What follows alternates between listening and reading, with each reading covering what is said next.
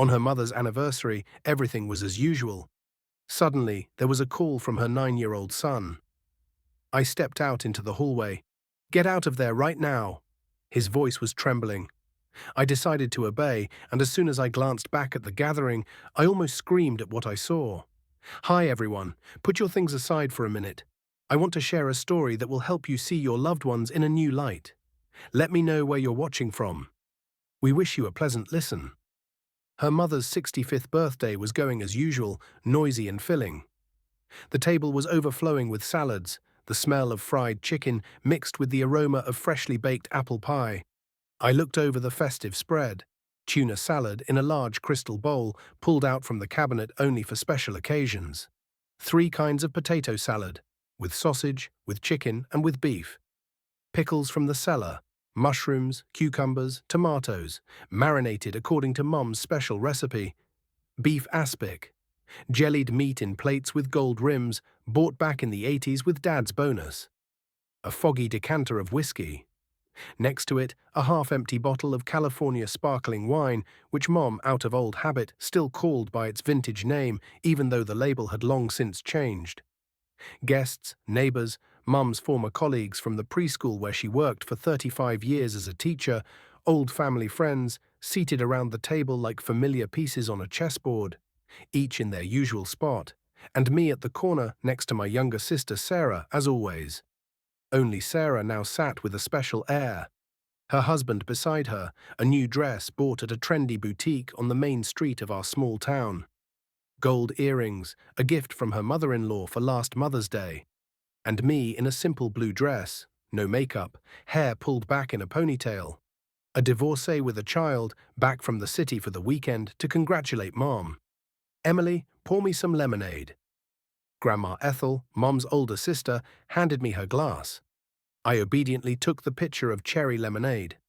At 75, Grandma Ethel carried herself with dignity, though she complained about her blood pressure at every opportunity. "Did you bring your nitroglycerin?" Mom would ask caringly every time Grandma came over, and she'd nod importantly, patting the pocket of her old-fashioned jacket. I sat quietly, automatically refilling tea, lemonade, whiskey, whatever was needed, and smiling when appropriate. Inside there was emptiness and fatigue. 3 hours on the Greyhound bus with a transfer in the regional hub. Then another bus to our small town, all for the sake of hearing Mom beam with pride, telling how Sarah got a promotion at her hair salon. And now she's not just a stylist, but the manager. To once again feel the sidelong glances and obligatory questions about my failed life. Mom shone in her new burgundy dress, bought, by the way, with money I scraped from my already modest salary. "For the anniversary, I want to look decent, Emmy," she said when she called 3 weeks ago, and I transferred her $500, putting off buying a new winter coat for Michael until next month. "Never mind, it's May now, winter's far off. Well, let's drink to our guest of honor." Dad stood up, straightening his shoulders. At 70, he still held himself well, though grey had fully whitened his once dark hair, and his face was lined with wrinkles. His eyes, though, remained the same, attentive, with a sly glint. He raised his glass. "To you, Patricia Ann. 65 is just the beginning. Now on retirement, we'll live like people, maybe finish the cabin, and take that trip to Mexico we've always wanted." Everyone raised their glasses in unison. Congratulations rang out. I sipped the sparkling wine, watching as Dad hugged Mom around the shoulders. They'd been together 42 years. In recent years, they argued constantly over money, over the unfinished cabin, over how other people's kids were normal. But ours. And usually that conversation ended with a mention of my failed marriage and move to New York. "Emmy, tell us, how are you and Mikey doing there? Have you furnished your apartment properly yet?" Aunt Linda, the parents' neighbor from the same floor, looked at me questioningly over her glasses, bought on sale at Walmart. Her curiosity always bordered on rudeness. Even when I was little, she'd peek into our windows just passing by. And now, with the same directness, she inquired about my life in the city. "Little by little, Linda May," I replied, feeling the eyes of those present on me. "Michael moved up to 3rd grade, became an A student. He's especially good at math. The teacher says he has an analytical mind. And your one bedroom, they say, is in a suburban area, far from the subway. Aunt Linda continued probing, helping herself to more potato salad. 20 minutes on foot, I answered. But it's a good neighborhood, school nearby, clinic. The one bedroom in Brooklyn was my only achievement in the last 5 years. A tiny apartment, bought on a mortgage after the divorce, with windows overlooking a noisy road, but my own.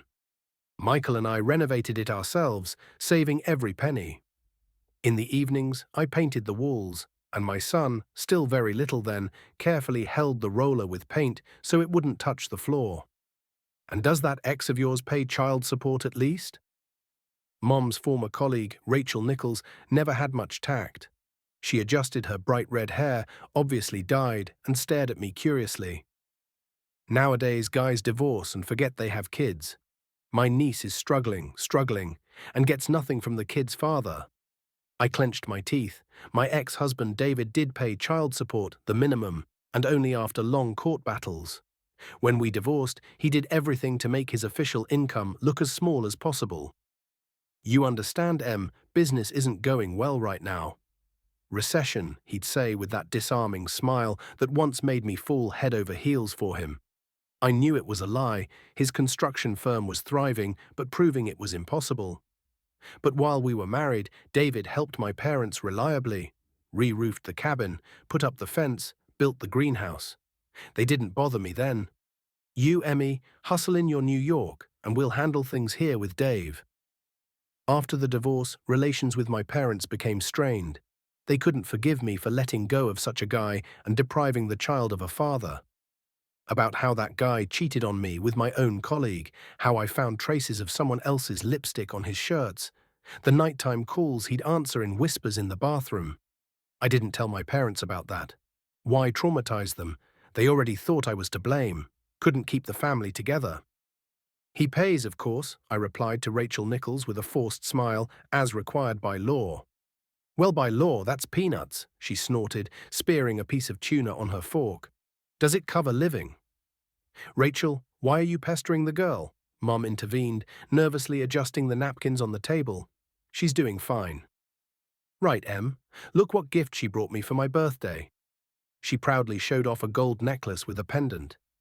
Another gift at my expense, 1.5 my salaries. Mom, you're 65. I want to give you something special, I said when buying the jewelry. Really, I was just tired of her hints that Susan Johnson's daughter gave her a gold set with stones for her anniversary. And why didn't Mikey come to congratulate Grandma? Uncle Nick, Aunt Linda's husband, inquired, pouring whiskey into glasses. He's staying with my neighbor friend, I explained. Tomorrow there's a test in English, need to prepare. Actually, I deliberately didn't bring Michael to this celebration, knowing how quickly he tires of noisy gatherings and endless questions. And we'd only come to the hometown for the weekend. Sunday evening, we need to head back to New York.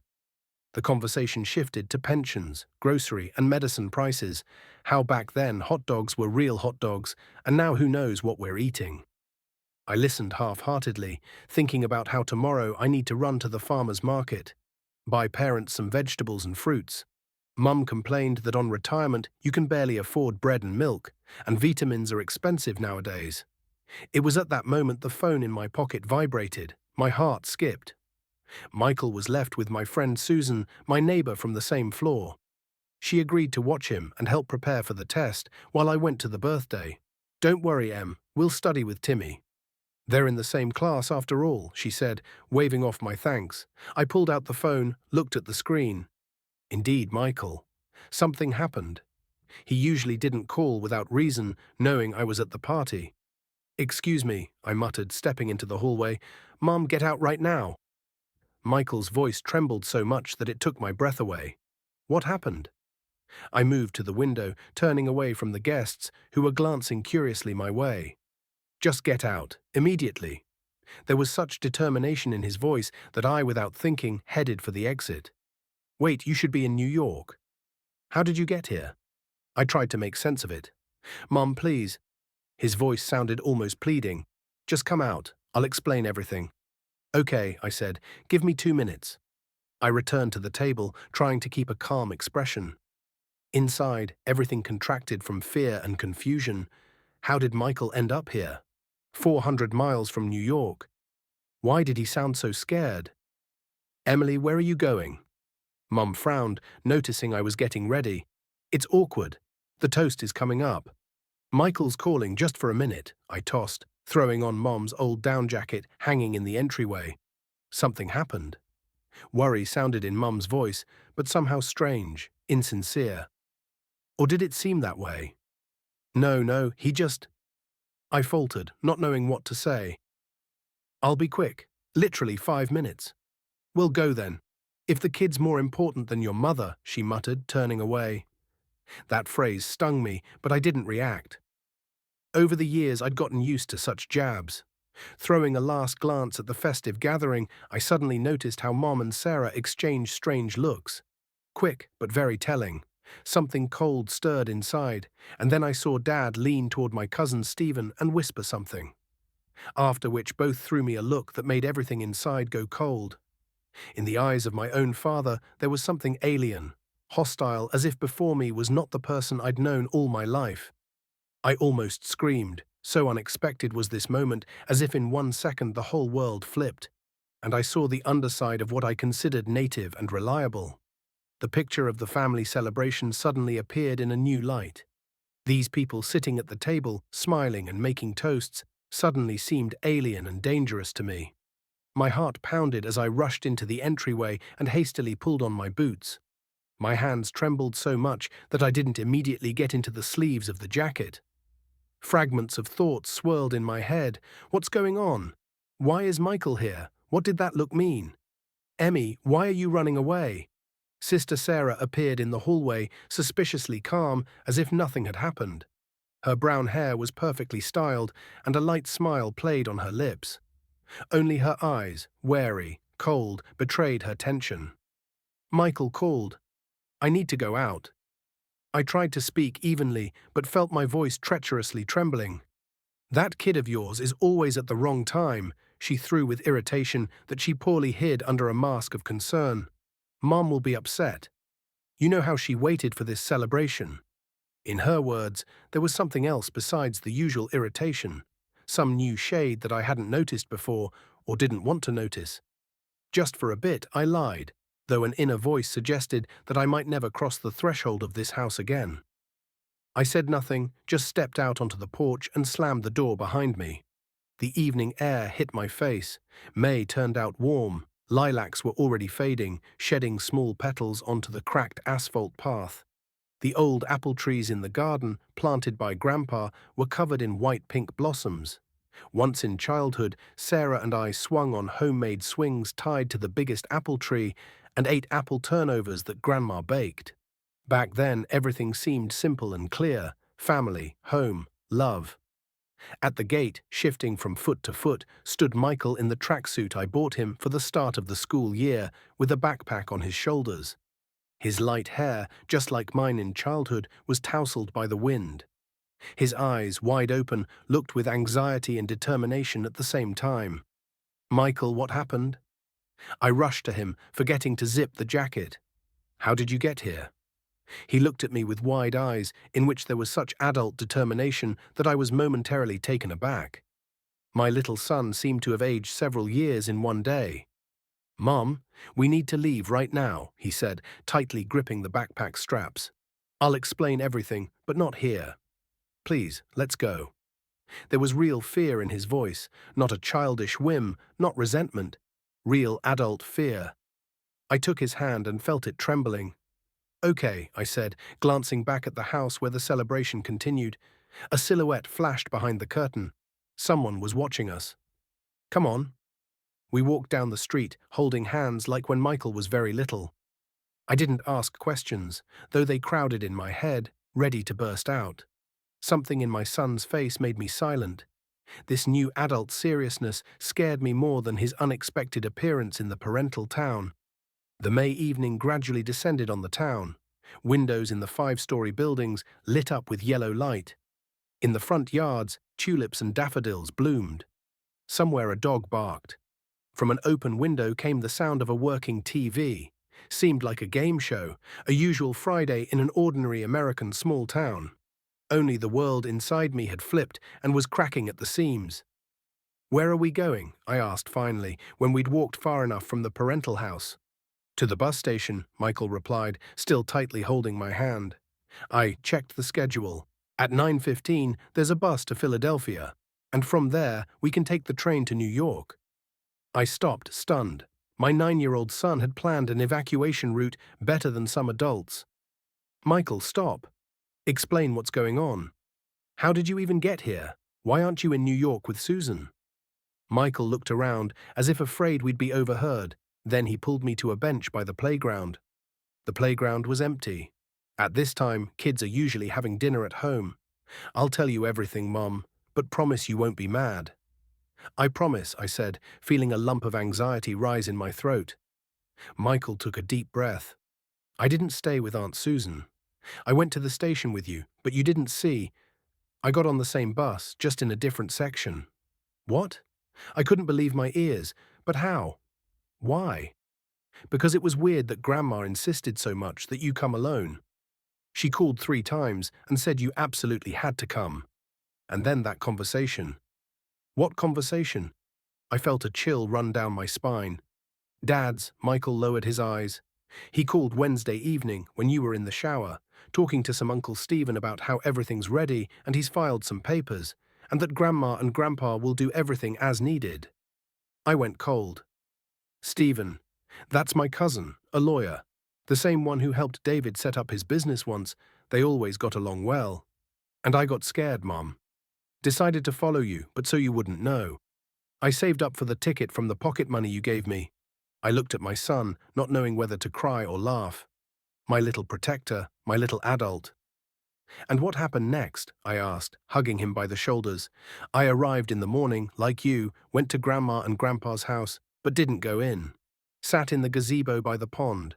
Remember where we fed the ducks last year? You can see the house well from there." I nodded. The pond was 2 minutes' walk from the parental house. There really was an old gazebo, overgrown with wild grapes. And then I saw Dad arrive with Uncle Stephen. They went into the house. I snuck closer and heard them talking in the kitchen. The window was ajar, my heart clenched. David here, in my parents' house. I hadn't seen him for almost 3 years, since the last child support court. What were they saying? My voice was hoarse from excitement. Dad was saying the court is set for next week, that he has some witness statements. Grandma said it's high time to take care of this, that the boy needs a father, not a hysterical mother. Michael said this without emotion, as if quoting a document. Grandpa said you've gone completely off the rails and that you can't handle the kid alone. Every word hit like a slap. Parents. My own parents were planning this behind my back. And then Uncle Stephen pulled out some papers and started explaining that if Grandma and Grandpa give statements that you're unstable and don't have conditions for the child, then Dad can get full custody. And that Aunt Sarah is also ready to confirm that you're— Michael hesitated, choosing words. "That you're not a very good mother." I closed my eyes. Betrayal, complete, absolute betrayal. From the closest people. Dad said that if he takes me, he'll give Grandma and Grandpa money for the cabin and repairs, and that he'll buy them vacation packages to a resort every year. And Uncle Stephen added that you all lived well before when Dad helped. Now it all made sense. David decided to get revenge on me for actually getting him to pay child support through court, and chose the most painful way, to take my son. And parents. Well, they always loved material comforts more than principles. They said that today, at the anniversary, they'd tell you that Michael called and wants to stay with Grandma for the whole summer. And that would be the first step. Then they'd file in court. Michael finished, looking at me with scared eyes. I remembered the strange looks that parents and sister exchanged. Now it's clear why they were so nervous when the phone rang. They were expecting a different call according to their script. "Mikey," I hugged my son, pressing him to me. "You did everything right. You're so brave, so smart." "I was afraid you wouldn't believe me," he whispered, burying his face in my shoulder. "I believe you. Always," I said firmly, "and now let's go to the bus station." We stood up and headed down the street. The bus station was 20 minutes' walk on the other end of the town.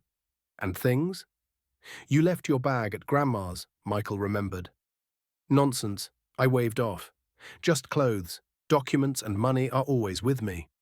This habit of carrying documents and money in a small belt pouch I acquired after the divorce, when David once took all my things from the apartment while I was at work.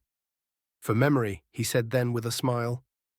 We walked along quiet streets, past the old school where I studied, past the clinic where Aunt Valerie worked as a nurse, Mum's godmother, past the Spring department store, now turned into a chain supermarket. Every corner, every house was familiar to the point of pain. This town was my home for 25 years, until I left for New York to study. I returned here for vacations, brought little Michael to meet Grandma and Grandpa, and now I was fleeing from here like from the plague. Mum, what if they catch up? Michael asked, looking back. They won't, I answered confidently. They think we're at the party, then staying overnight at Grandma's.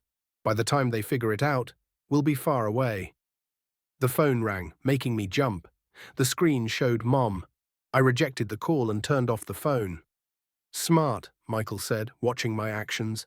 Otherwise they could track us by phone. I looked at my son in surprise. How do you know that? From a spy series, he shrugged, and Mr. Mark told us in safety class. I involuntarily smiled. My little conspirator. At the bus station, it wasn't crowded. A couple of elderly women with huge bags, a young mom with a fussy toddler, a group of students with backpacks, the usual evening crowd at a provincial bus station. I approached the ticket counter. 2 tickets to Philadelphia on the 9:15, please. Adult and child, clarified the cashier, an older woman with a tired face and bright red hair. Yes, child 9 years old. Got documents for the kid? I froze. Michael's birth certificate was left in the bag at parents' house. No, with me, I answered honestly. The cashier pursed her lips. By rules, not allowed without documents. But she lowered her voice. I know you. You're Emmy, Patricia Ann's daughter. I worked with your mom in the same group at the preschool. Gail, I tensed. Small town, everyone knows everyone. If she calls Mom, so okay, I'll sell you the tickets, she continued, typing something on the computer. Traveling with the kid. To your husband, I bet. Yes, heading back to New York, I answered, trying to speak calmly. Leaving the anniversary early? She looked at me suspiciously. Just started celebrating, I bet. Michael's not feeling well, decided to return earlier. I lied, handing over the money. It happens. She nodded, counting change. Say hi to Mom. Tell her Gail Warner sends regards. Will do, I promised, taking the tickets. Michael and I sat on a hard bench in the waiting area. 40 minutes until departure. Hungry? I asked my son. He nodded. I pulled a chocolate bar from the jacket pocket, bought that morning at the station kiosk. Broke it in half. Not much, but we'll make it to Philadelphia. We'll grab something there. Michael bit off a piece of chocolate, chewing thoughtfully. Mom, what now? I took a deep breath. What now? Good question. I didn't fully understand myself. We'll return to New York, live on, but probably won't communicate with Grandma and Grandpa. And Dad? Does he really want to take me? I looked into his eyes, serious, worried, too adult for a 9-year-old boy. I don't know, sweetie. Maybe he just wants to spite me. Or maybe he needs a reason to not pay child support. I don't want to go to him, Michael said firmly. He doesn't even call. Only sends messages on my birthday, and probably his secretary reminds him. I smiled sadly. David really hadn't shown interest in his son all these years. Came at most once every 6 months, brought expensive but useless gifts, and disappeared for months. His new life, new wife, new child took all his time. What changed now? Mum, what if he really files in court? Michael looked at me with worry. Let him file. I stroked his head. He won't succeed. You've lived with me since birth. You have good grades in school. You're healthy and happy. No court will take you from me. I spoke confidently, but inside everything contracted from fear. David was rich and influential. He had connections. And what did I have? A 1-bedroom in a suburban area, a modest accountant's salary in a small company, and my son's love, which, as it turned out, could be used against me. I won't go anywhere from you, Michael said, as if reading my thoughts, even if they force me. I hugged him, feeling tears well up. No one will force you, dear. I promise. We sat hugging when the bus station entrance door swung open. I looked up and froze. Dad stood on the threshold. His gaze scanned the hall until it stopped on us. There you are? He exclaimed, heading toward us with quick steps. Patty's going crazy. What happened? Why did you run away? I stood up, instinctively shielding Michael. Dad, go. Away. We're not going anywhere with you. He stopped a few steps away, frowning in confusion. What nonsense, Emmy. Mother's celebrating her anniversary and you fled. What will people think? I don't care what people think, I answered, feeling my voice tremble. It's time for us to go home. What home? You just arrived. He took another step forward. Come on, I'll drive you. Cars at the entrance. No, I shook my head. Dad shifted his gaze to Michael, who was peeking from behind my back. Mikey, what happened? Grandma baked a pie especially for you, with cherries, like you love. I'm not going, Michael answered firmly, clutching my hand. Dad's face changed, the mask of friendliness slipped, giving way to irritation. What's wrong with you? He raised his voice. What kind of scene are you making?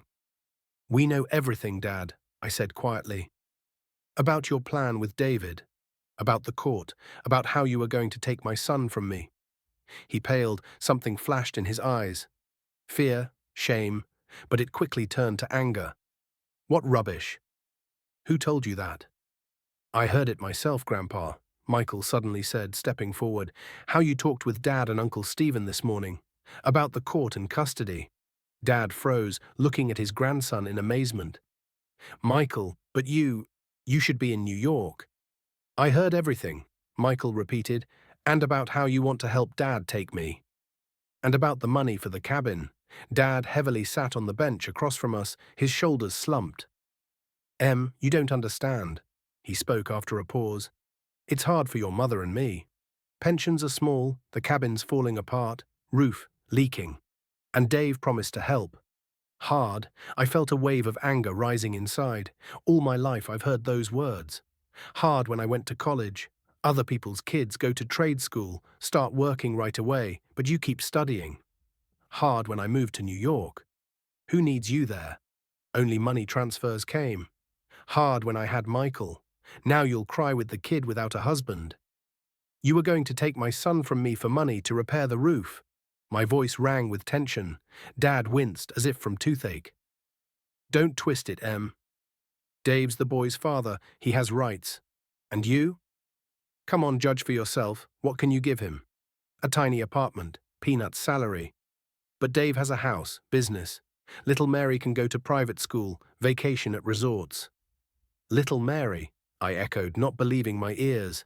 Yeah, Michael, Dad corrected, avoiding my eyes. Tongue slips from nerves, and then it hit me. David didn't even remember his son's name right. For him, this was just a way to get revenge on me. Another game where he wanted to win. You know Dave doesn't even visit him properly, I said quietly. What kind of father is he? Busy man, Dad shrugged. Business, deals. But he promised that if the boy lives with him, everything will work out. And help us and buy you an apartment in our town, closer to us. I smiled bitterly. How many times David made promises and always broke them, and Dad apparently hadn't learned that lesson. I won't give up my son, I said firmly. Not for any money, not for any apartments. You're a fool, Emmy, Dad sighed. Always stubborn. Who did you take after? Your mother is a sensible woman, knows how to negotiate. Negotiate? I felt a lump rise in my throat. Is that what it's called now? Sell your own daughter and grandson for roof repairs. Don't talk back to your father. He raised his voice, and several people in the waiting area curiously turned toward us. I'm not going with you, Grandpa, Michael suddenly said, who had been silently listening to our conversation all this time. And I won't live with Dad. He doesn't even know what grade I'm in and never goes to parent-teacher meetings. Dad looked at his grandson in confusion. Mikey, you just don't understand. Adults know better what's needed. No. Michael shook his head. I understand everything. You want Dad to give you money and Mum's in the way. Dad turned red. What do you understand, you snot-nose? He barked. Your mother sets you against your father. Against us, and we only want good. I stood up, feeling my legs tremble. Go away, Dad. Our bus is soon. You're not going anywhere. Dad also rose.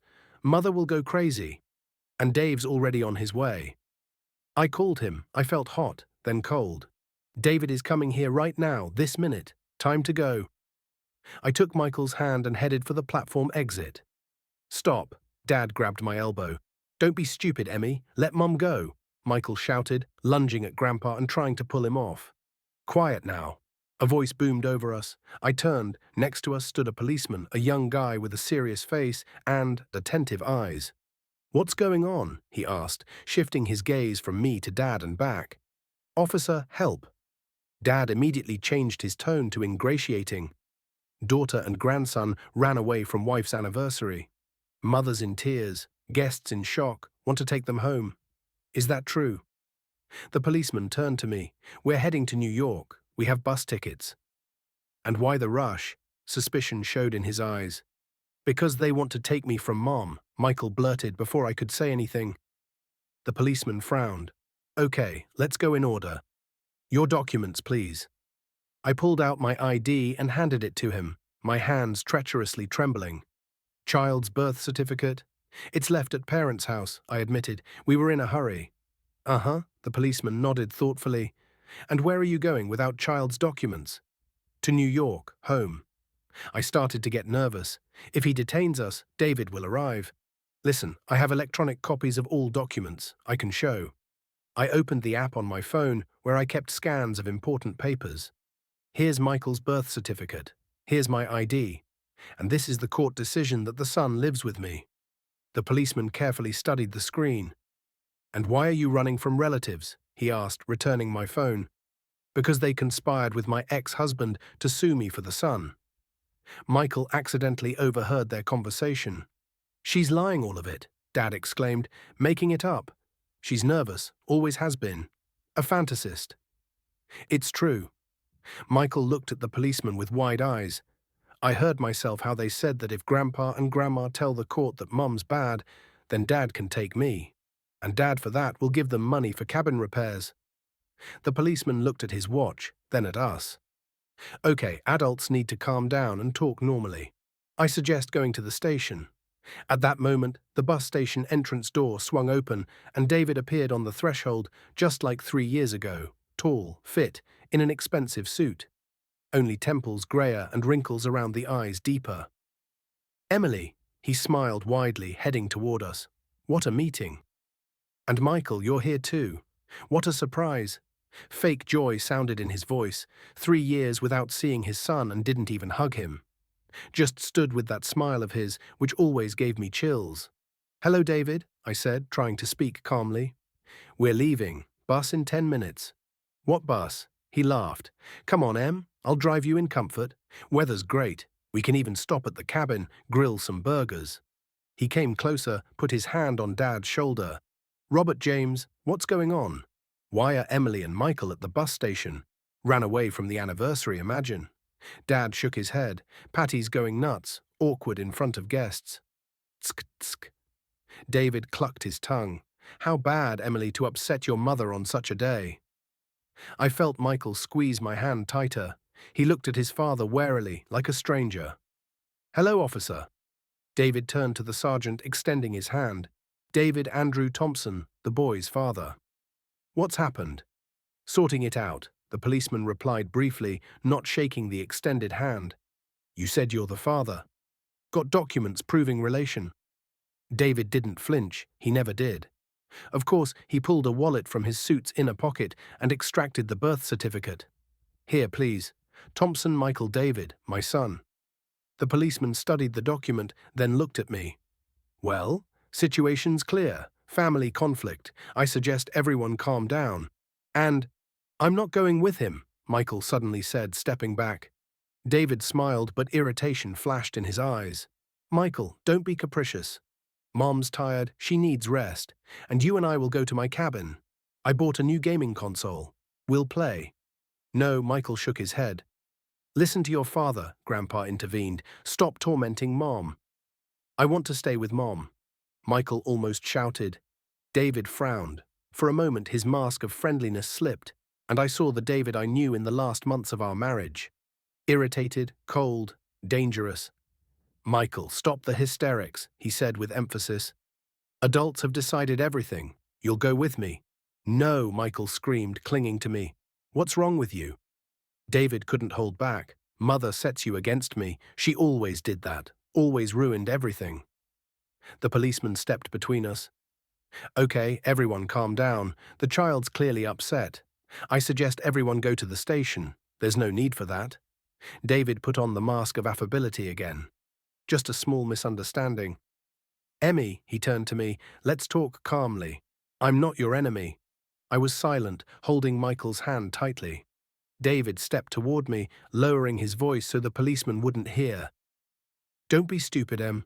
I have everything arranged. Court, custody, all on my side. Your own parents will give statements against you. You'll lose." "Why do you need this?" I asked quietly. "Because you humiliated me with those child supports," he hissed through his teeth. 3 years of nerve-wracking. Now my turn." "You even mix up your son's name," I said. He shrugged. "Doesn't matter. Main thing, by documents he's mine, and I'll take him." The bus is boarding. The announcement came from the scratchy speakers. Service to Philadelphia via Harrisburg. Departure at 9:15. Boarding at platform 3. "Time for us," I said, stepping toward the exit. "No." David grabbed Michael's shoulder. "You're not going anywhere. I'm your father, and you'll live with me." Michael cried out in pain. I jerked, trying to pull David off. "Let him go. You're hurting him." "Stop." The policeman stood between us. "Everyone calm down, immediately." But it was too late. David, enraged by the resistance, pushed me so hard that I fell onto the bench, then grabbed Michael's arm and dragged him to the exit. "You'll go with me, like it or not." "Mom!" Michael screamed, trying to break free. Everything happened very fast. The policeman rushed after David, grabbed his shoulder. He turned and, without thinking, punched the policeman in the face. The sergeant staggered but stayed on his feet. "Citizen, you just assaulted a police officer on duty," he said, pulling out handcuffs. David froze, realizing what he'd done. His face twisted in anger. "Do you know who I am?" He hissed. "I know," the policeman interrupted. "Citizen Thompson, David Andrew, you're under arrest for assault on a police officer. You have the right to remain silent." I rushed to Michael, who stood pressed against the wall, his face white as chalk. "It's okay, dear. It's okay." I hugged him, feeling him tremble. David, handcuffed, threw furious glances at us while the policeman called for backup on the radio.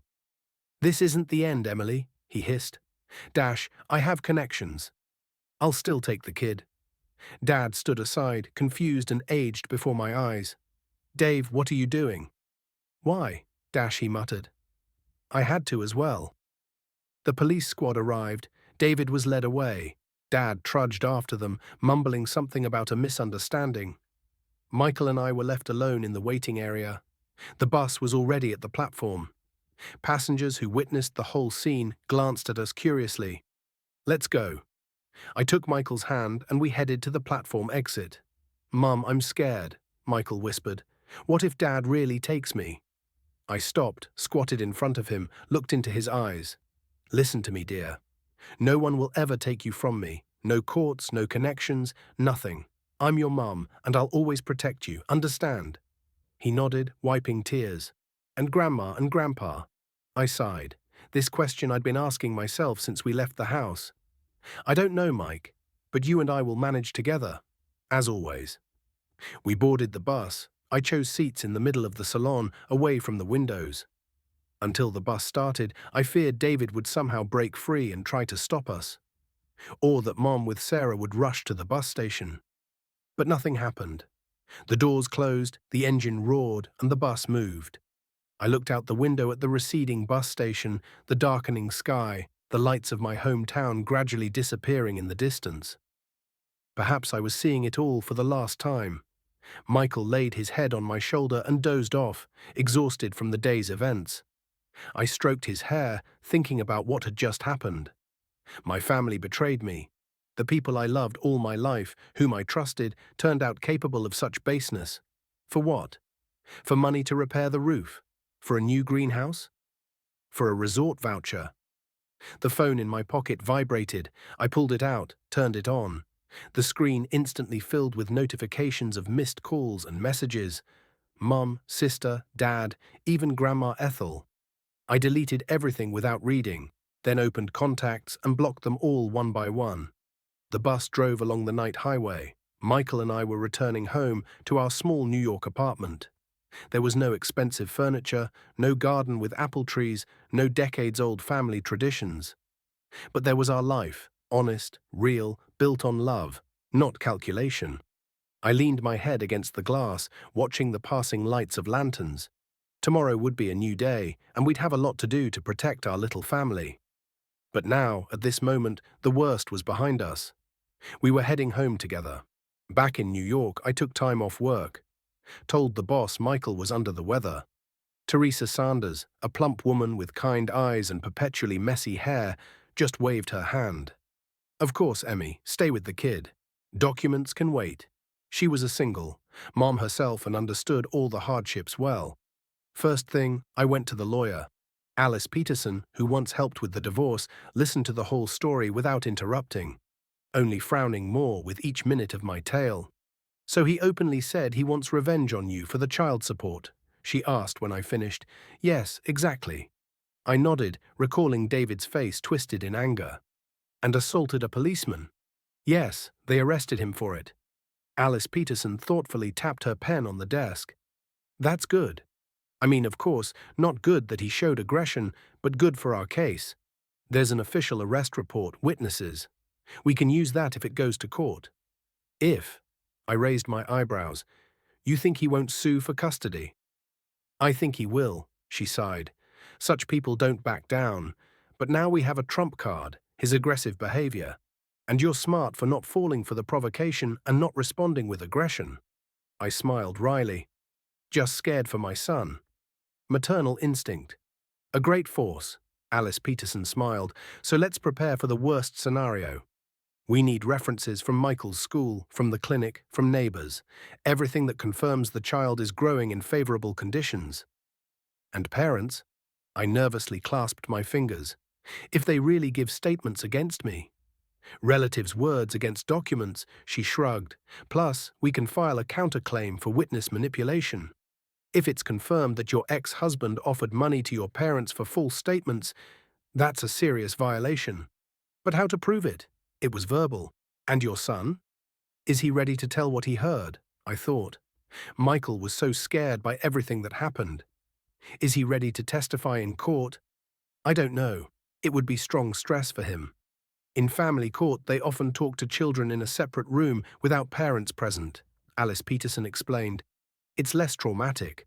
But anyway, it's up to you. I nodded, making a mental note to discuss it with Michael later. What else can we do? Gather all evidence of your financial stability. She started listing point by point, salary certificates, bank statements, apartment documents, everything that shows you can support the child. And if that's not enough, fear rose in my throat again. David has way more money and connections. Emmy, Alice Peterson covered my hand with hers. In family law, the deciding factor isn't wallet size, but the child's well-being. And what's better for the child, living with a loving mother who's always cared for him, or with a father who showed up once every 6 months with gifts and even shows aggression? Her words calmed me a bit, but anxiety didn't let go. David always got what he wanted. Always. At home, I found Michael at the computer. He was seriously studying some page, making notes in a notebook. What are you doing? I asked, kissing the top of his head. Researching, he answered, not looking away from the screen. About custody and children's rights. I froze, struck. My 9-year-old son was looking up legal info. Mike, you don't need to do this, I said gently. I was at the lawyer, she'll help us. I want to know my rights. He turned to me, and again I saw that unchildlike seriousness in his eyes. It says here that at my age, the court can consider the child's opinion and that I can choose who to live with. I sat next to him, hugging his shoulders. Yes, that's true, but you don't have to participate in court if you don't want. I want to, he said firmly. I'll tell what I heard and that Dad never calls, never visits. I felt tears well up. Are you sure? It might be hard. Sure, he nodded. Dash, I'm not little, Mom. I hugged him tighter, feeling both pride and pain. My little boy was forced to grow up so fast. Okay, I said, we'll manage together. That evening, Mom called. I stared at the phone screen for a long time, thinking, answer or not. Finally pressed the green button. Hello? My voice sounded cold and detached. Emmy? Mom's voice trembled. How did you get there? We were so worried. Fine, I answered shortly. Such a mess here. She lowered her voice to a whisper. Dave got arrested. Robert went to the police. Scandal all over town. And what did you expect? I felt a wave of anger rising inside, that you'd calmly sell my son for roof repairs. Emmy, you misunderstood everything. Pleading notes sounded in her voice. We wanted what's best. Dave promised you'd reconcile, that he'd provide for you. Mum, I interrupted her, I understood everything right? You betrayed me, betrayed Michael for money. Don't say that, she sniffled. We did so much for you.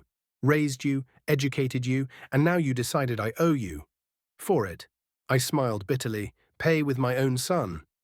You were always ungrateful. Mum's voice suddenly became harsh, always thinking of yourself.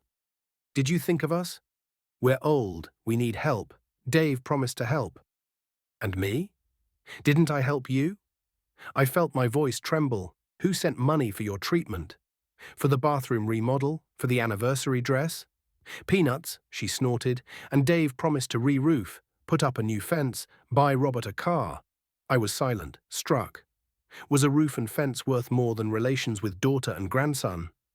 Emily, come to your senses, Mum continued. Come back. David isn't evil. He just got heated. You know his temper. But he'll provide you and Michael with everything needed. Provide? I couldn't believe my ears.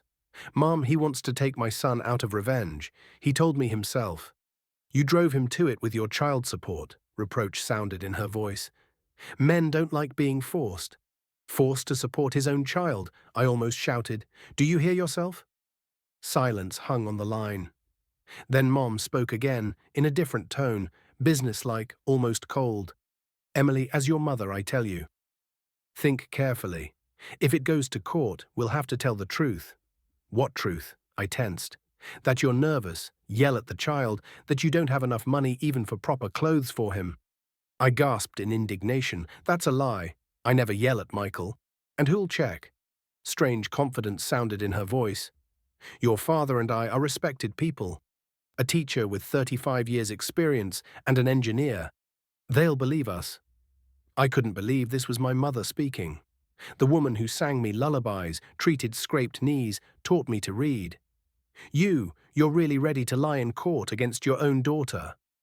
I'm ready to do what's needed for the family, she answered. And I advise you to reconcile with David for all of us.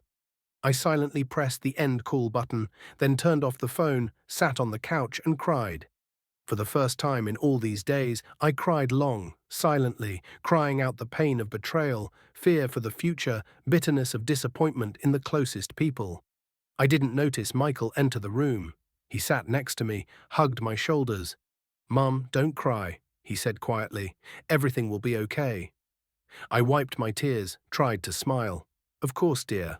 I'm just tired. Was that Grandma calling? He nodded at the phone. Yes. And what did she say? I sighed. I didn't want to lie to Michael, but telling the whole truth was scary. She wants us to reconcile with Dad. Michael frowned. And we won't, right? No, of course. I stroked his head. And what if Dad really files in court, and Grandma and Grandpa speak for him? I looked into his eyes, worried but determined. Then we'll fight. And you know what? We'll win. He nodded, agreeing, and hugged me tighter. The next day I took Michael to school and went to work myself. Needed to catch up on what I missed during time off. Around noon, the secretary Iris peeked into accounting, a young girl with bright makeup and long fake lashes. Emily Peterson, visitor for you, she said, such a presentable man. My heart skipped. David, did he find me so fast?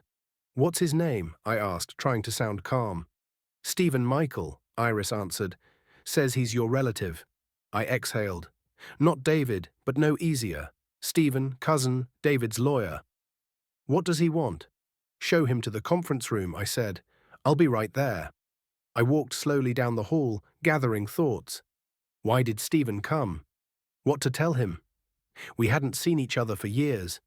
At least 5 since he started working for David. Our paths diverged. Stephen sat at the table in the small conference room, still tall, fit, in an expensive suit. Only more grey in his hair, deeper wrinkles around eyes. Hi, Emmy. He stood, extending his hand.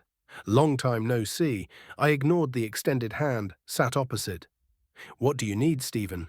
He sighed, sitting back down. Always straightforward, hasn't changed. No time to play games with you, I cut off. Say why you came? David asked to pass a proposal. He pulled a folder from his briefcase. Settlement agreement. You both drop claims against each other. You allow Michael to spend every weekend and all vacations with his father, and he triples the child support. I smirked. And that's all. No demands for full custody.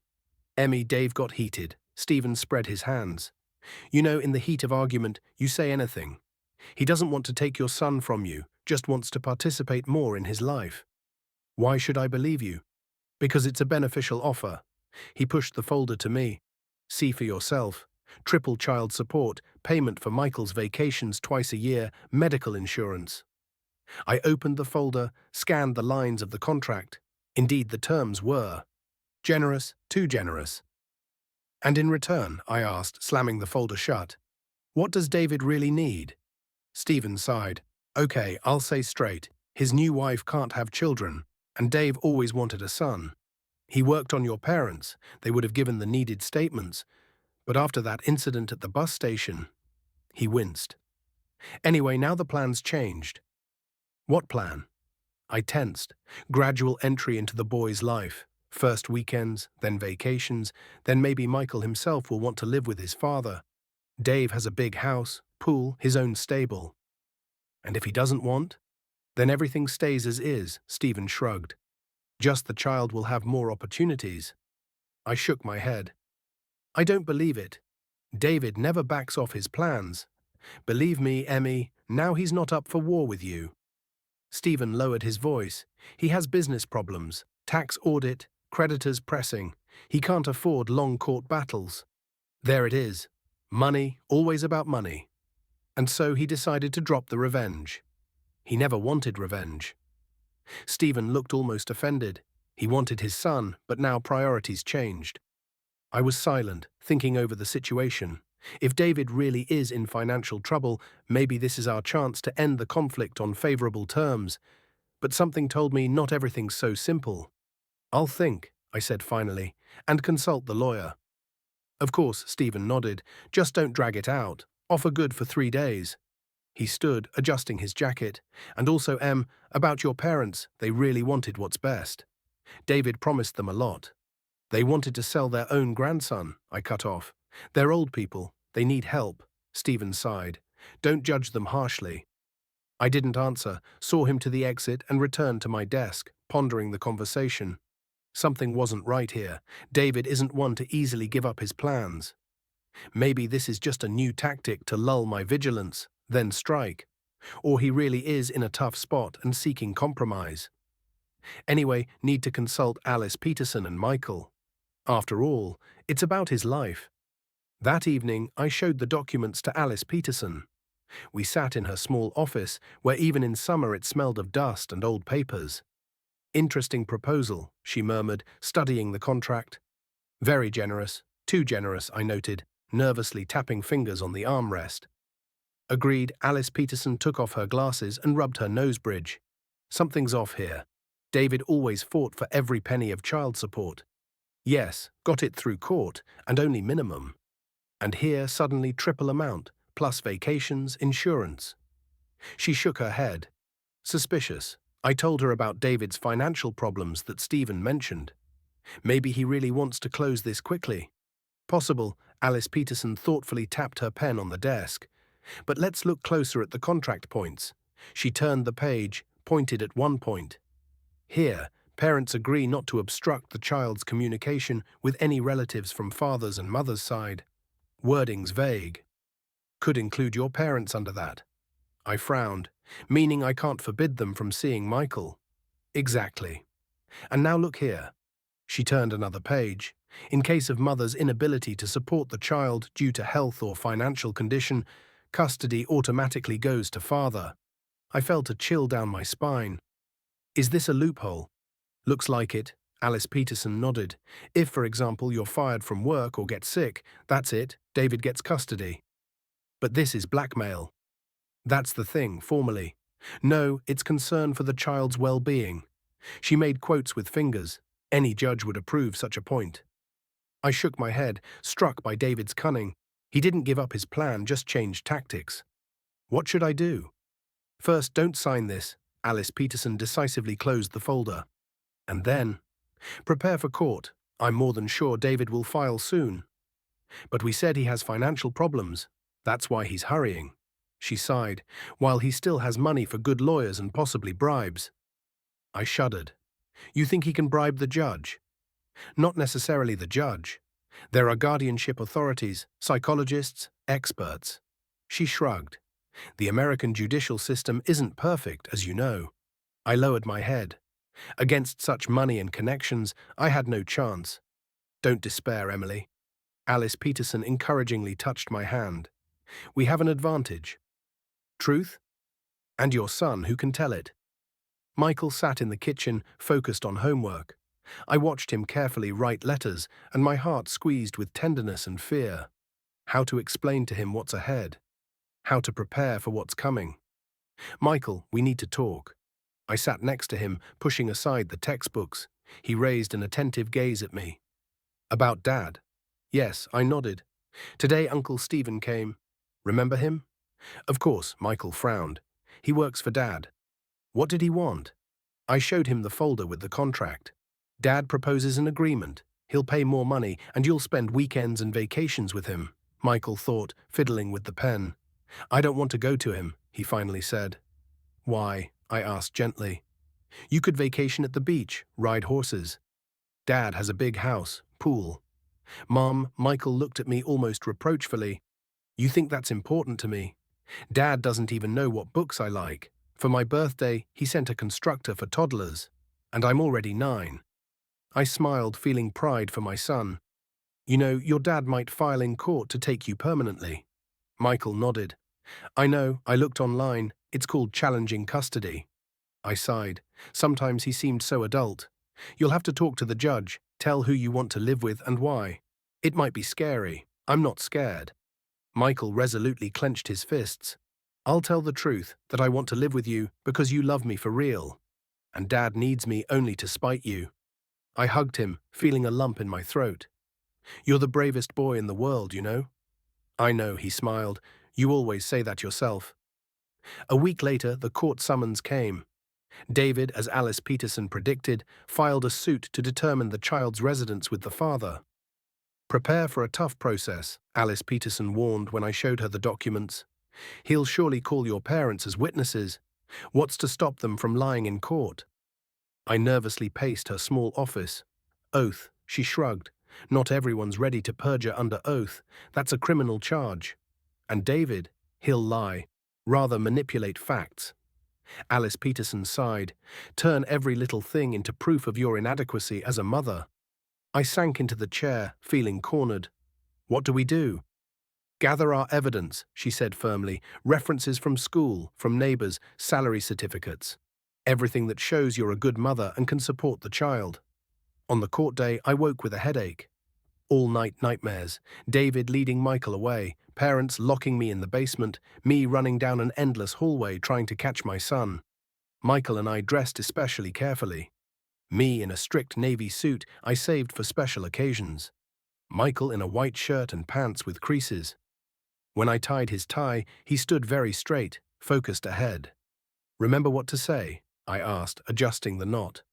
Only the truth, he answered seriously. Nothing exaggerate, nothing hide. I nodded. Alice Peterson warned that any lie could turn against us. The courthouse was cool and quiet. Our steps echoed in the empty halls. We arrived early to settle and calm down. Alice Peterson waited at the judge's office, strict in a black suit with a folder of documents under her arm. "Ready?" she asked, shaking my hand. "Like going to the scaffold," I tried to joke. "Everything will be fine," she smiled encouragingly at Michael. "You just tell the judge how you live with Mom, and that's it." He nodded, squeezing my hand tighter. In the courtroom, David with his lawyer already waited. A groomed man in his 40s with attentive eyes and a folder 3 times thicker than ours. I involuntarily shivered. How much material did they gather against me? To my surprise, my parents sat in the courtroom too.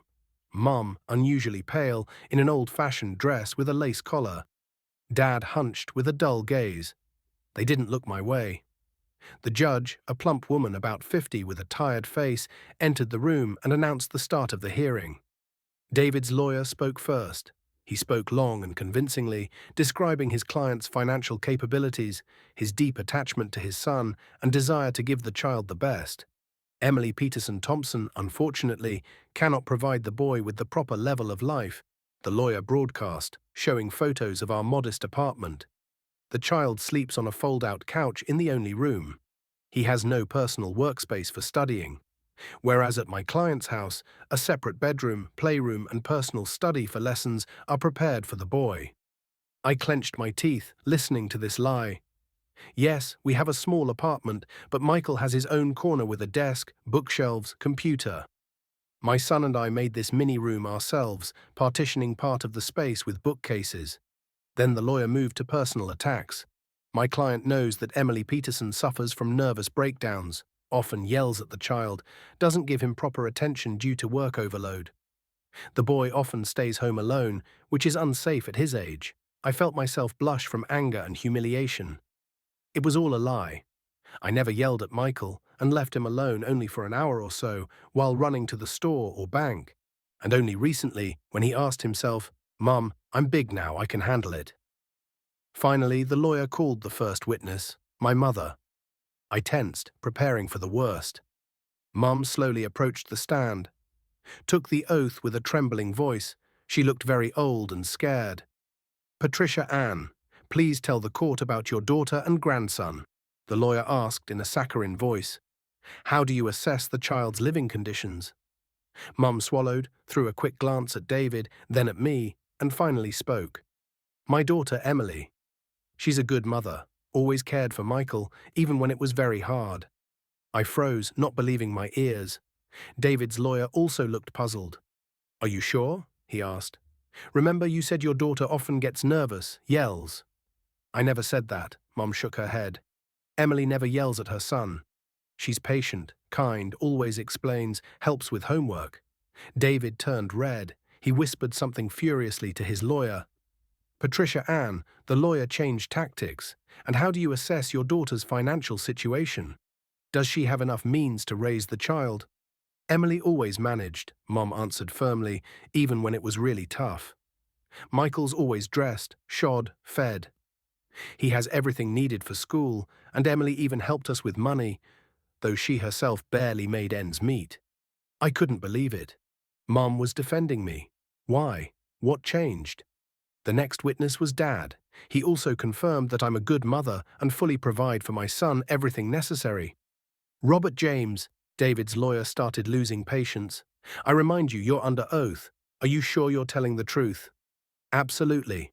Dad straightened, becoming like his old self, confident, strong.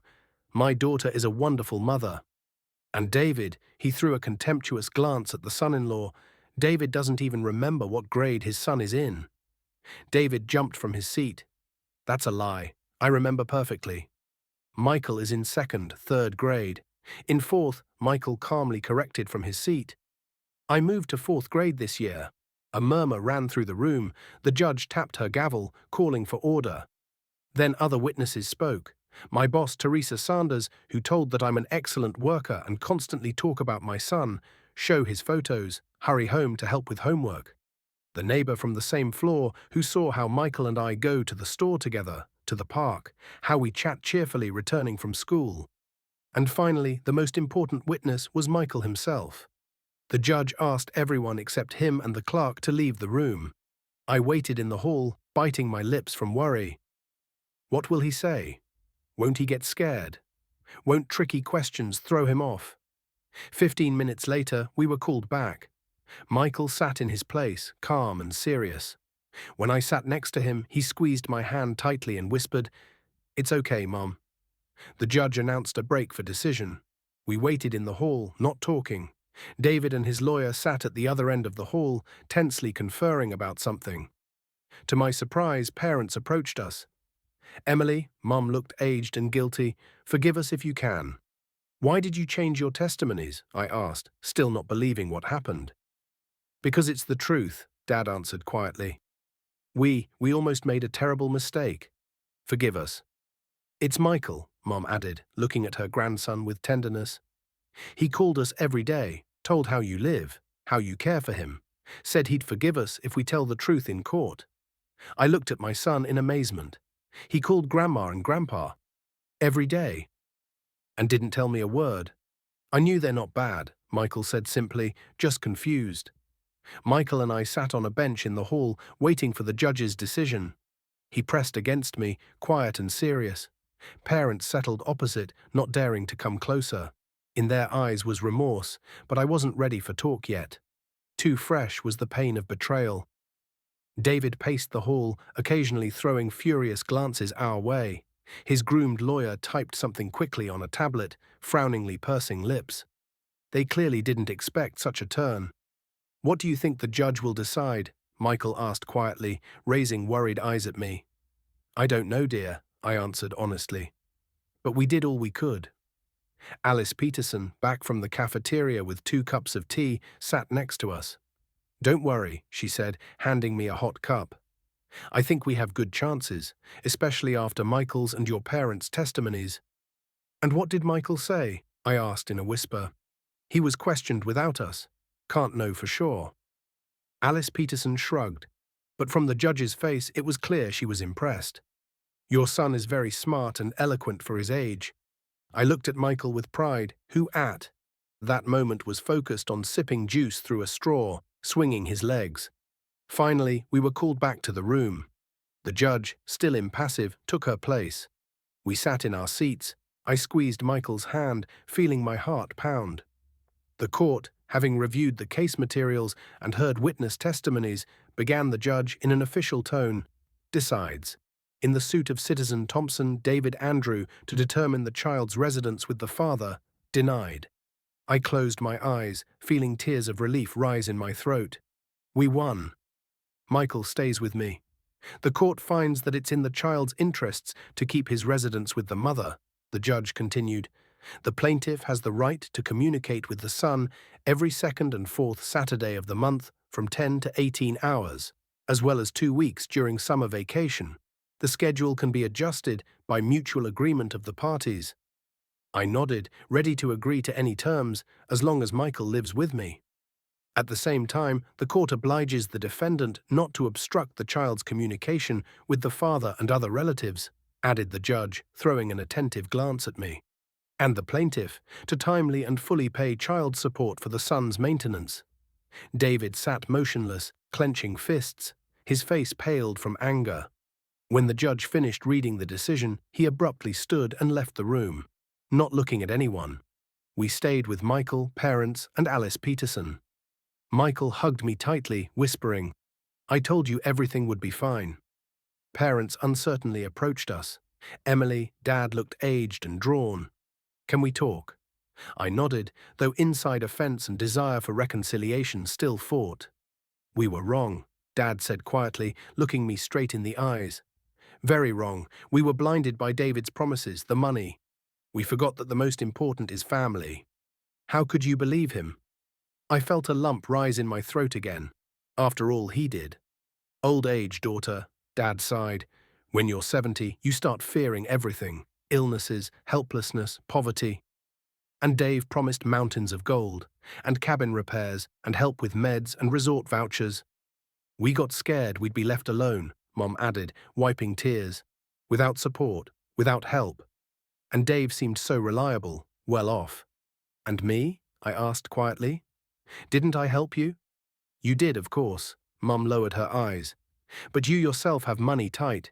We saw how you save, how you stretch every penny. And we were ashamed to ask for more. So instead you decided to take my son from me. We hoped David would keep his word. Dad shook his head. That you'd reconcile, be one family, and everyone would be happy. But Dad doesn't love Mom. Michael suddenly intervened, who attentively listened to our talk. And doesn't love me for real either. He just wanted revenge. Parents guiltily lowered their heads. We realized that only now, Dad admitted, when we saw how he behaves in court, how he gets angry when things don't go his way. Emily, girl, Mum extended her hands to me. Forgive us if you can. We're terribly guilty before you. I was silent, not knowing what to answer. On one hand, the pain of betrayal was still too strong. On the other, these are my parents, the only blood relatives besides Michael. And they repented, admitted their mistake. Mom. Michael tugged my sleeve. Grandma and Grandpa really cried when I called them and said they love us. They just got confused. I looked at my son, amazed by his wisdom. At 9, he already knew how to forgive and see the best in people. Okay, I said finally, let's try to start over, but not right away. I need time. Parents nodded, looking at me with hope. I saw sincere remorse and love in their eyes. Maybe with time we can restore what was destroyed. When we left the courthouse, a fine rain drizzled outside. Typical New York weather, grey, damp. But it seemed to me the world had never been so bright and beautiful. Going home? Michael asked, holding my hand tightly. Yes, dear, home. I smiled, feeling the weight of the last weeks fall from my shoulders. We were already heading to the subway when we noticed a familiar figure at the court entrance. David stood under the awning, smoking and nervously tapping his foot. Seeing us, he tossed the cigarette and moved toward us. Happy? He hissed, stopping a few steps away. Think this is the end? I moved Michael behind me, instinctively protecting. David, the court decided. Let's respect the law. Law? He smiled bitterly. These corrupt judges or your traitor parents? They're not traitors, Michael said quietly from behind my back. They just told the truth. David shifted his gaze to his son, and for a moment his face softened. Mike, you understand I wanted what's best. I have a big house, my business. You could want for nothing. I don't want for anything now, Michael answered calmly. Mum takes care of me, and you? You don't even know what grade I'm in. David winced, as if from toothache. It's all her, he pointed at me, setting you against your father. No, Dad, Michael shook his head. Mum never spoke badly of you. You showed yourself what you're really like. David fell silent, looking at his son in amazement, then shifted his gaze to me. You won this round, Emily, he said, pursing lips. But I don't give up. I have money, connections. I can appeal. Why, Dave?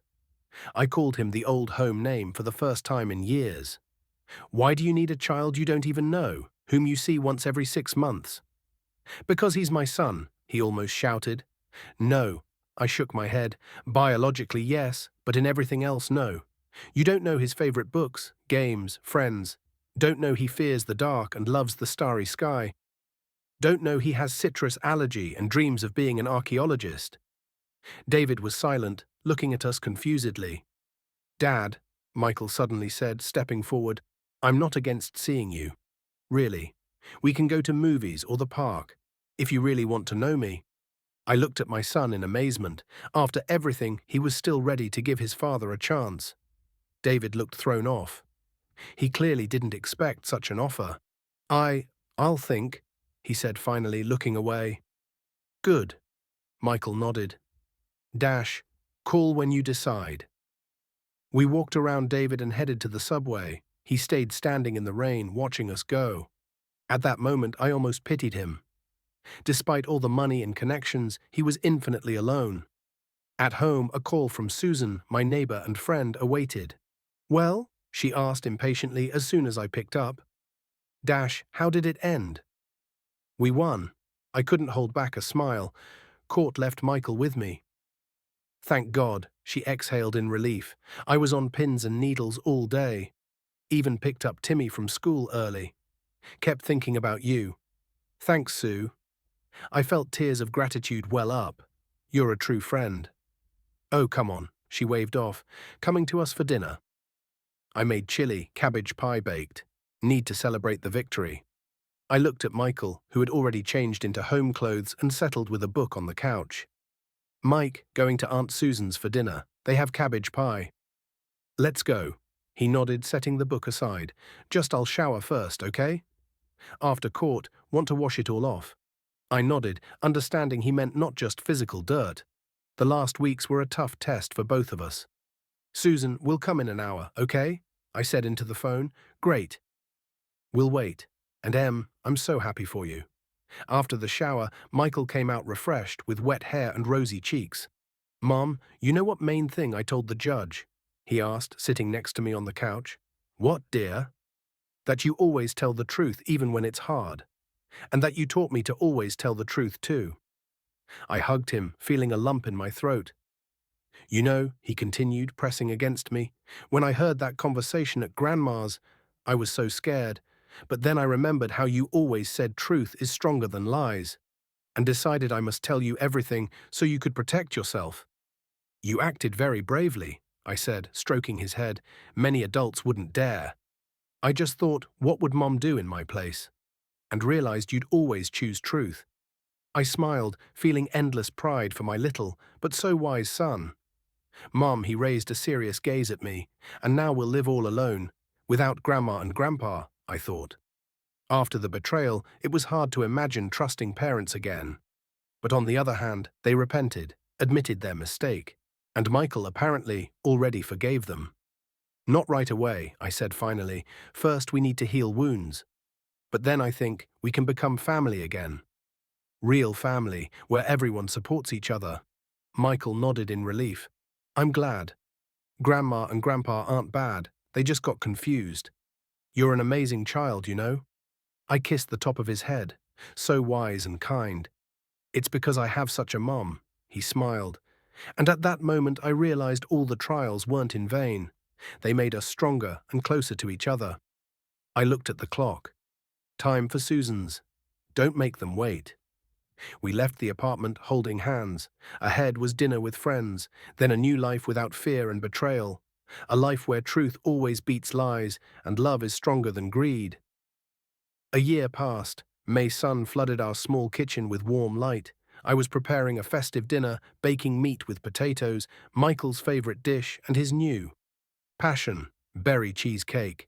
I found the recipe online, and this was my third attempt to make the dessert so it wouldn't spread or fall. Over the past year, much changed. I got a promotion at work, became chief accountant of our small but stable company. Salary grew almost 1.5 times, allowing Michael and me to relax a bit and not count every penny. We even managed to go winter to Santa's village in New Hampshire. Son's long-time dream. Relations with parents gradually restored. First rare calls, then video chats with Michael, and for New Year we even visited them for 2 days. Mom cried, hugging us at the threshold. Dad fussed, helping with things. They aged a lot this year. Mom noticeably lost weight, Dad's hand tremor worsened, but in their eyes again was love and care, not greed and calculation. On the wall in the parental house appeared a new photo. Michael in school uniform with a diploma of City Math Olympiad winner. Dad proudly showed it to all neighbors, and Mom started a tradition of calling Michael every evening to ask how his day went. I still couldn't fully forget their betrayal, but for my son's sake, learned to forgive. Michael was right. They're not bad people, just confused old folks, scared of poverty and loneliness. And now they sincerely tried to fix their mistake. With David, we also reached some semblance of peace. After court, he disappeared for several months. As I learned later, his business really was on the brink of collapse, and he had no time for us. Then suddenly called and asked for a meeting with his son. I expected a trick, but Michael himself wanted to see his father. Let's give him a chance, Mom, he said with that same unchildlike wisdom that always amazed me. Their first meeting after court was awkward. David brought expensive gifts, new tablet, trendy backpack, brand sneakers. Michael politely thanked, but without much enthusiasm. Then they went to the amusement park, and I stayed home, nervously glancing at the clock. How did it go? I asked when Michael returned home in the evening. Okay, he shrugged. Dad tried to be interesting, asked about school, friends, even remembered I'm in fourth grade. Since then, David started regularly picking up Michael every other weekend as court prescribed. First parks and movies, then taking to the cabin. Michael returned tired but happy. Dad and I built a dam on the stream. Dad showed how to make pizza. We biked around the lake. I was happy for my son, though deep inside still lurked fear that David would try to take him from me again. But months passed, and my ex-husband seemed to really just want to build relations with his son. You know, Michael told me after another weekend at Father's, Dad changed a lot. He even apologized for what happened. Apologized? I raised eyebrows in surprise. Just said that. Yes, Michael nodded, said he was wrong and regrets very much trying to drive us apart. I was silent, not knowing whether to believe David's sincerity. But even if it was a game, main thing, son got what he needed, father's attention. David started paying child support regularly and even increased the amount, though court didn't oblige him. For education and development, he explained briefly when I, surprised, asked about the extra transfer. But the biggest change in our life was Andrew's appearance. He came to our company as a new IT guy to modernize the accounting system. Tall, calm, with smart eyes and perpetual stubble, he somehow never shaved fully. We started talking at work. I explained report structures to him. He showed how to automate routine operations. Then started lunching together at the cafe across the office. Once he helped carry heavy folders home, then stayed late, fixing the leaking faucet and cabinet door that hadn't closed for months. Michael at first was wary of him. "Mom, is he here for long?" asked after Andrew's first visits, but gradually thawed, especially when it turned out Andrew did archaeology in youth and even participated in real digs. "Imagine, Mom, he held a real Viking sword," Michael told enthusiastically after he and Andrew went to the History Museum, "and knows how to tell a real artifact from a fake." Andrew organically entered our life, without pressure, without sharp moves. He was just there when needed, and never tried to replace Michael's father or my past. That May day, we were preparing to celebrate my birthday. 40 years, a date that once seemed the threshold of old age, and now felt like the start of a new stage, calmer, wiser, harmonious. The doorbell rang when I was taking the cheesecake from the oven. "Mike, open!" I called, carefully moving the hot form to the stand. Hearing voices in the entryway, I peeked from the kitchen and saw Andrew with a huge bouquet of peonies, my favorite flowers. Next to him stood my parents, Mom in a dressy outfit with a brooch, Dad in an ironed shirt and tie. And to my surprise, Susan with her husband and son Timmy, closest friends and neighbors. "Happy birthday," a chorus of voices rang. I smiled confusedly, wiping hands on apron. We planned a modest dinner for three, me, Michael and Andrew. No talk of parents coming. They promised to come in a week when Dad's treatment course ends. "Mom, Dad, how are you here?" "It's all Michael." Mom smiled, kissing my cheek. "Called a week ago, said need to surprise you." I looked at my son, who glowed with pride. "And Andrew helped," Michael added. "He picked up Grandma and Grandpa at the station." Andrew smiled sheepishly, handing me the bouquet. "This is a conspiracy." I laughed, taking the flowers. "A real family conspiracy." "The best conspiracy," Andrew winked. "Conspiracy of love and care." We sat at the table, which Michael and Andrew quickly extended and covered with a festive tablecloth. Mom helped me in the kitchen, dishing salads onto plates and slicing bread. Dad with Andrew discussed latest news like old friends. Susan added seconds to everyone, saying, "Eat, eat, all homemade, fresh." In the midst of dinner, the doorbell rang again. "Who else did you invite?" I wondered, looking questioningly at Michael. He smiled mysteriously and ran to open. On the threshold stood David with a big bag. "Sorry for being late," he said, entering the room. Dash dash, traffic on the interstate. I froze, not knowing how to react. "David, at my birthday, after everything?" "Michael invited," he explained, noticing my confusion. "Said it'll be a family celebration. Hope I'm not extra." I looked at my son, who watched us with anxiety and hope. Then at parents, who also looked worried. At Andrew, whose face showed calm confidence. "Of course not extra," I said finally. Dash dash. Come in, Dave, we're just having dinner. David smiled in relief and handed the bag to Michael. This was delivered to the office for you. I picked it up on the way. Michael looked in the bag and beamed. Thanks, Dad. It's an archaeology dig kit. I've wanted it for so long. David sat at the table, a bit embarrassed, but clearly pleased. Mum pushed a plate of meat and potatoes to him. Dad, after hesitating, poured him wine. To the birthday girl, Andrew proclaimed, raising his glass. Everyone joined the toast. I looked over the table, not believing my eyes. Just a year ago, such a picture would have seemed absolutely impossible to me. All my close ones at one table, without enmity, without mutual claims. After dinner, when guests moved to the living room for tea with cake, Michael pulled me aside. Mum, you're not mad I invited Dad? I squatted in front of him, looking into his eyes. No, dear. Just surprised. I thought, he fiddled with his shirt hem, everyone should be together, like a real family, even if we live separately. I hugged him, feeling a lump in my throat. You're the wisest person of all I know, Mikey. And the kindest. I just want everyone to be happy, he muttered, burying in my shoulder. Especially you, Mom. At that moment, Andrew peeked into the kitchen. Sorry to interrupt, he smiled, but the cake's waiting there, candles lit. Michael beamed and ran to the room. I lingered, gathering thoughts. You okay? Andrew asked quietly, hugging my shoulders. Not too many surprises for one day? I shook my head, pressing against him. Just right. Just can't believe how everything changed in a year. People change, he noted philosophically, especially when they realize they can lose the most precious. We returned to the living room, where the cake with lit candles already stood on the table. Everyone gathered around, ready to sing Happy Birthday.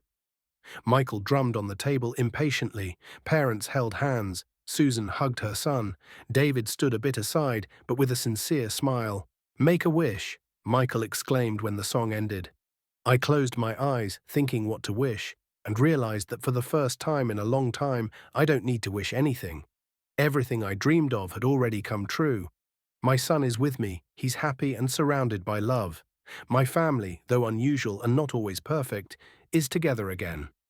And next to me is a person who accepts me as I am, with all my past and present. I took a breath and blew out all 40 candles in one go. Everyone applauded. Andrew hugged my shoulders. Michael pressed from the other side. Parents looked at us with love and pride. To the new year of your life, Emmy, Mom said, raising a glass of sparkling wine. May it be happy. And to truth, David unexpectedly added, rising from his seat. To truth, which, as it turns out, can not only destroy, but build. He looked at Michael with gratitude and respect. And to our son, who turned out wiser than all us adults. Michael smiled sheepishly, but pride showed in his eyes. When the cake was eaten and tea drunk, David got ready to go home. Thanks for the invitation, he said, shaking Andrew's hand. Was unexpected, but very nice. Drop by when picking up Michael for weekends, I suggested, surprising myself. We'll have tea, discuss his school successes. David nodded, clearly touched by the offer. For a moment, something like regret flashed in his eyes. About what could have been, but didn't happen because of his pride and egoism. But he quickly controlled his emotions and smiled. Definitely. See you, Michael, David. He ruffled his son's hair. Can't wait for our fishing next weekend. Michael beamed. Goodbye, Dad. The evening gradually came to an end. Parents settled in the living room on the couch. They were staying with us for 2 days. Susan, with family left, promising to drop by tomorrow for tea. Michael, tired from impressions, already slept in his bed, happily hugging the pillow. Andrew and I went out to the balcony, looking at nighttime New York. He hugged me from behind, resting his chin on my shoulder. You know what I'm thinking? He asked quietly. What? About how one decision, one act can change a whole life. If Michael hadn't called you then, at the mother's anniversary. I shuddered, recalling that May evening a year ago. Son's call, his trembling voice, parents' strange looks, flight under cover of night. If he hadn't found the courage to tell the truth, everything would have been different, I finished for him. Maybe worse, maybe better, but definitely different. Truth can sometimes be painful, Andrew said thoughtfully, but it always sets free. I turned to him, looking into his eyes. You know what's most amazing? That my 9-year-old son understood this before all us adults. Andrew smiled, gently touching my cheek. Kids are often wiser than us. They haven't learned yet to lie to themselves and others. We stood on the balcony, hugging, looking at the stars barely visible through the city glow. I thought about the past year, about all the trials and joys it brought, about betrayal and forgiveness, about losses and gains, about the voice of truth that sounded from a child's lips and changed all our lives. The May night enveloped the city in a warm blanket. Somewhere far music played. On the neighboring balcony, a young couple laughed. From an open window came the smell of lilacs. Life went on, bringing new trials and new joys. And I was ready to meet them with my son, who taught me wisdom, with parents who taught me forgiveness, with Andrew who taught me to believe in love again, and with truth, which like a beacon, will always light our path even in the darkest times. If you like this story, don't forget to hit the like button and subscribe to our channel. Your support inspires us to delight you daily with new captivating stories. On the main screen, you can already find our next story. We wish you all the best and happiness in life.